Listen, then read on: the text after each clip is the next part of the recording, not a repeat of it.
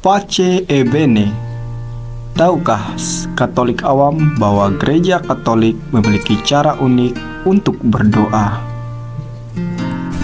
Ternyata gereja Katolik memiliki cara sendiri untuk mengajarkan kepada umat-umat Kristiani tentang bagaimana cara berdoa.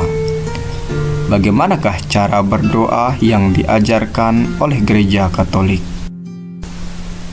Setidaknya ada 5 unsur yang harus dan wajib dimuat dalam doa-doa Katolik. 5 unsur tersebut adalah sebagai berikut. Yang pertama adalah sapaan.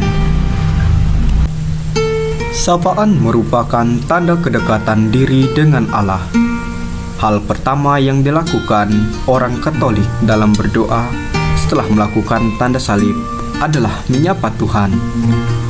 Menyapa Tuhan menunjukkan kerendahan hati kita sebagai umat dan bukti kedekatan kita secara pribadi dengan Allah itu sendiri. Yang kedua adalah penyerahan diri. Penyerahan diri merupakan bagian dari doa yang berisi ungkapan kesadaran atas kelemahan diri kita sebagai manusia. Dalam bagian ini, kita mengakui dosa dan kesalahan, kerapuhan dan kelemahan diri, serta memohon belas kasih dari Tuhan.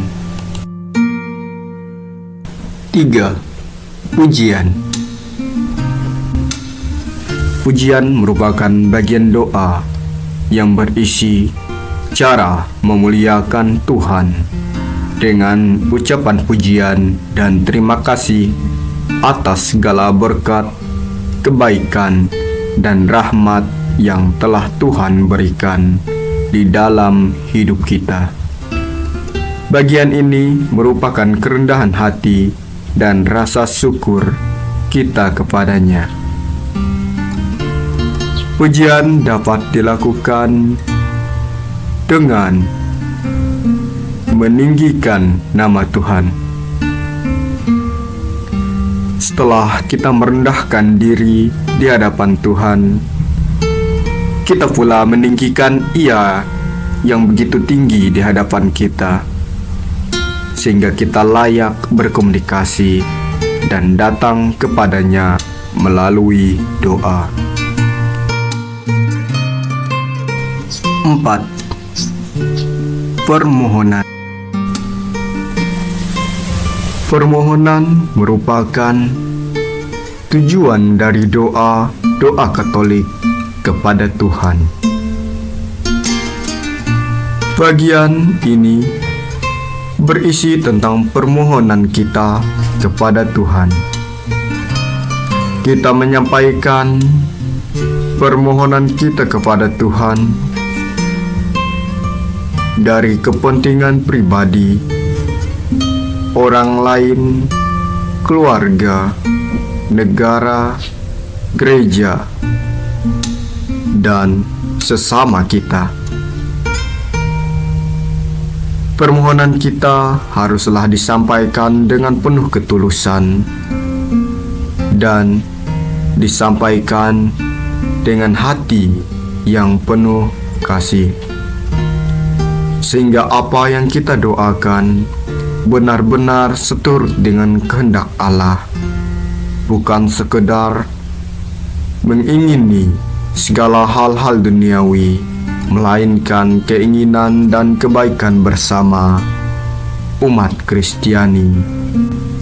Artinya, ketika kita berdoa, permohonan kita haruslah merujuk kepada hal-hal yang baik.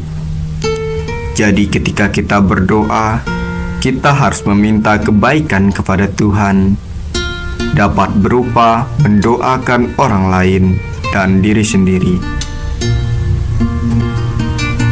Berdoa tidak dapat disampaikan untuk melukai atau mencelakai orang lain, karena berdoa Katolik adalah kebaikan.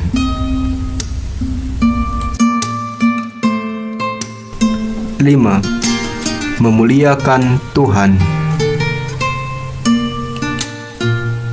Setelah kita menyampaikan doa dan permohonan kita menutup doa kita dengan memuliakan Tuhan. Memuliakan Tuhan dapat dilakukan dengan ucapan, "Demi Kristus Tuhan pengantara kami," ataupun dengan kata-kata lain yang bersifat memuliakan Tuhan atau memuji keagungan Tuhan,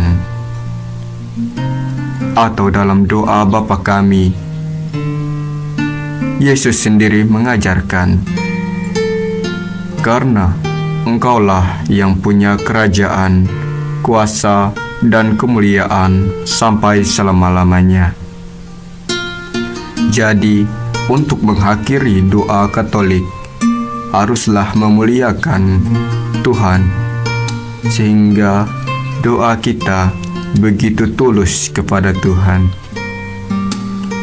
Itulah tadi 5 unsur yang harus diperhatikan dalam doa-doa Katolik, sehingga doa-doa kita akan sampai kepada Bapa melalui putranya Yesus Kristus. Jangan lupa bagikan video ini kepada sesama kita umat Katolik, sehingga kita boleh bersama-sama hidup dalam kasih Kristus